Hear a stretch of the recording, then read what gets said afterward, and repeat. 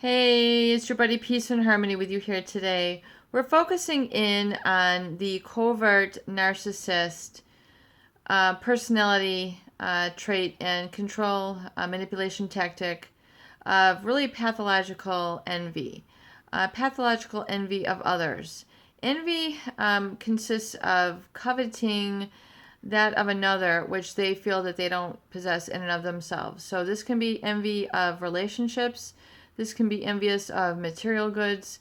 This can be envious of your position in the family. This can be envious of your personality characteristics.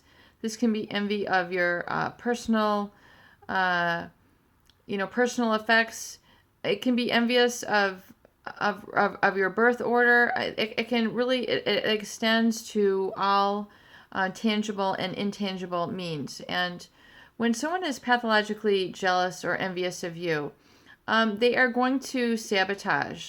They are going to really try to muddle you up, befuddle you, keep you in a state where you're kind of messing up, not getting what you need, throwing you for a loop, making sarcastic responses, or giving you a sort of sense of pervasive disappointment in yourself. So it gets you to doubt yourself, gets you to distrust yourself, gets you to doubt your own needs and invalidate your own needs, feeling like yes, you're right. I don't deserve to have any needs. I don't deserve to have a voice. So I'm just going to, concede to your manipulation tactics, and I'm going to concede to your pathological envy, and I'm going to give in to that, and I'm going to allow myself to lose my self-worth because of your envy. I'm going to allow myself to let go of my own value of myself as an individual to satisfy your pathological envy. So it's a very insidious sort of dynamic, and it causes a lot of pain and suffering. And I get a lot of viewers who send me video clips of those who have, suffered at the expense of a narcissist, a covert narcissist.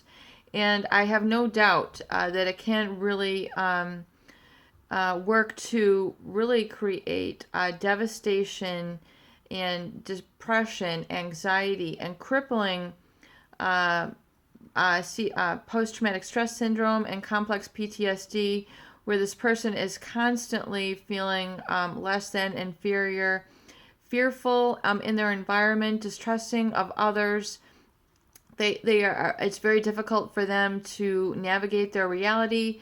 They're constantly afraid that they're going to be hit, slapped, ignored, insulted, disappointing others, constantly misjudging themselves, feeling inadequate, feeling incompetent, feeling like the underdog, feeling like they're going to mess up, feeling like they're going to disappoint somebody, feeling like they are not going to give enough, they're going to give too little, they're going to make a mistake, they're not perfect enough.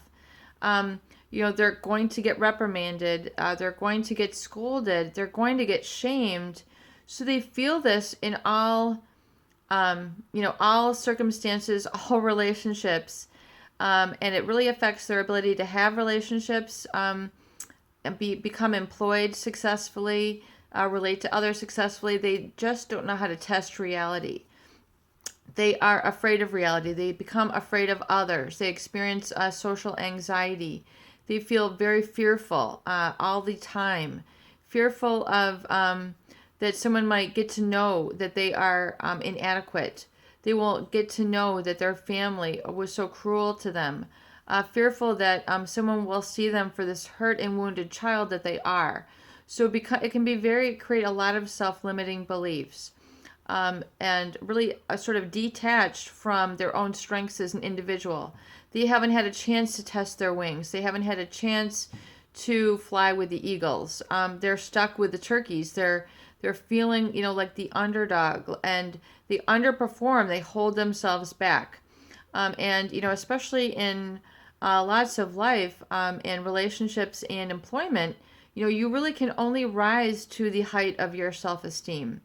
So if your self-esteem has been diminished because of a covert narcissist who has, sort of shamed you, or treated you or taken advantage of you, and has been envious of you, and so you haven't performed because you're afraid of setting off this envy in them. So people, in other words, they will make themselves very unattractive. They will gain a lot of weight. They'll become very unattractive to members of the opposite sex. They won't take a shower. They won't eat well. They'll engage in a lot of drugging activities, drinking activities, ways of self-medicating, trying to get some sort of pleasure to cover up the pain. They will engage in a lot of overeating to increase the dopamine, and feeling like they're stuffing their feelings. Because of this covert narcissist, their envy, they don't want to set off the envy. They don't want to set off the rage. So they pivot around this person. And so they will not accomplish, they will not earn the possessions that they could be worthy of. They won't earn the titles at their workshop or their workplace because they're afraid that of this pathological envy that could be expressed openly and indirectly from this covert narcissist. So they will not attain the assets. They will not attain the items that they desire. They will not attain the vacations, the trips. They will not attain the relationships in their community because of fear of being insulted, lambasted, criticized, and shamed for having accomplished, for having a personality, for having values, for having friendships. And they carry this fear, and it will keep them from testing reality, from living reality, from going out and making friends, and working through these things, and realizing that they are capable, realizing that they can have accomplishments at work and gain approval and gain positive attention and gain positive self-regard by testing reality and spreading their wings a little bit, and realize that they don't have anything to be ashamed of. They don't have anything to be embarrassed about.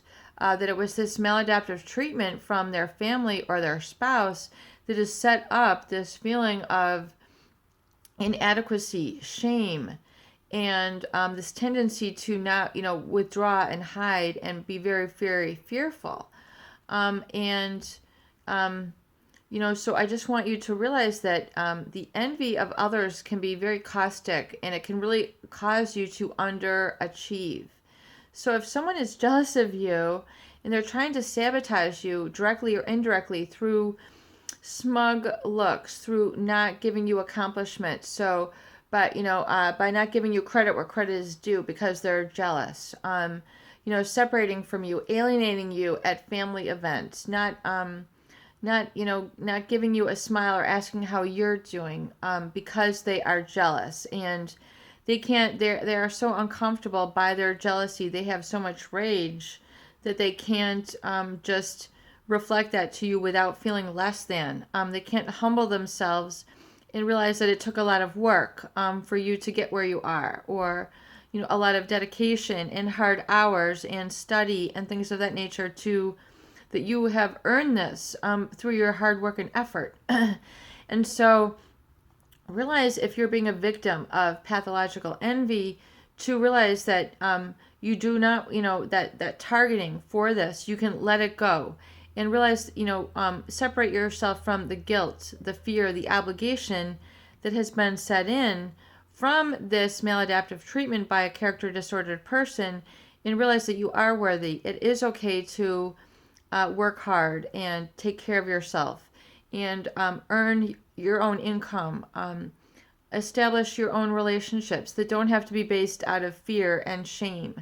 Realize that it's okay to have these things and not have them taken away by someone who is perpetually and pathologically envious.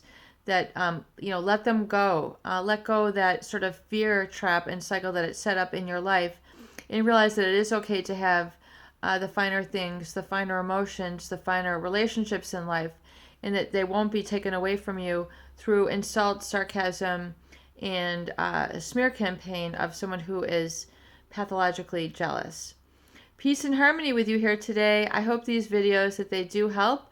Please share and please subscribe for more great tools, videos, discussion, and support.